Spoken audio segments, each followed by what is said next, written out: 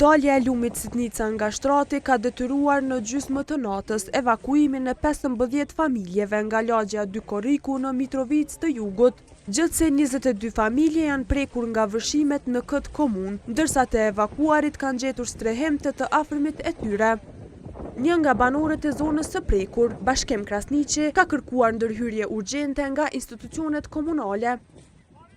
Presë për kryetarit që të merr mosa urgjente për rregullimin e murit lumit Sitnicë, edhe me çimi kompenzuar dhe familjarët. Se familjarët shumica këtu jetojnë me ndihmë sociale. Komandanti i brigadës së zjarfikësve në Mitrovicë të Jugut, Burim Ibishi, ka bërë të ditur se situata në këtë pjesë të qytetit mbetet e vështirë, pasi uji ka përfshirë pothuajse gjithë zonën. Gjendja jo e mirë, do me thonë ka vërshu krejt këtë pjesë. Banor do po dalin, do s'po dalin, mas problemi po kemi me banor, se do po dalin, do s'po dalin, tani po dohet me bo një farë kujdesarie për ta.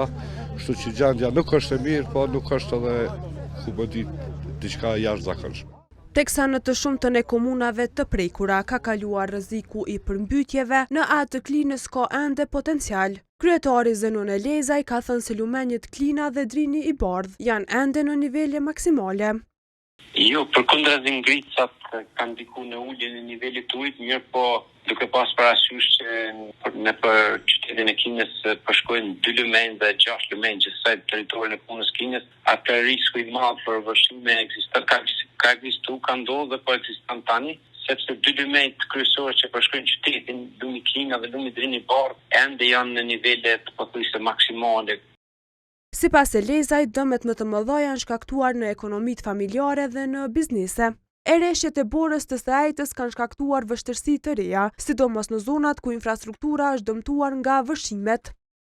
Niveli i ujit i lumit Mirusha veç ka shënuar rënje, kështu që ka filluar të normalizohet jeta në komunën tonë.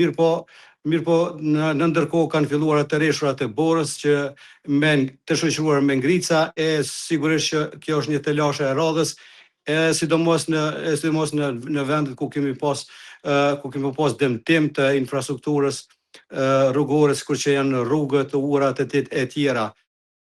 Sipas Agjencisë së Menaxhimit Emergjent, niveli i ujit në lumenjët kryesor ka filluar të bie dhe se aktualisht nuk paraqitet rrezik për vërshime të reja.